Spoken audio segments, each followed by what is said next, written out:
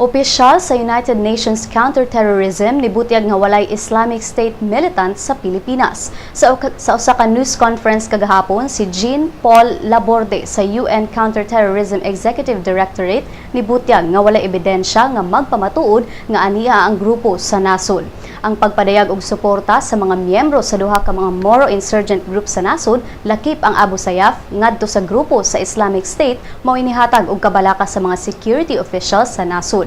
Doon na say mga report nga dunay mga Pinoy nga niadto og Syria ug Iraq aron moapil sa panagbangi kauban ng Islamic State group. Apan ang militar ug ang kapulisan niingon nga wala kini kamatuoran.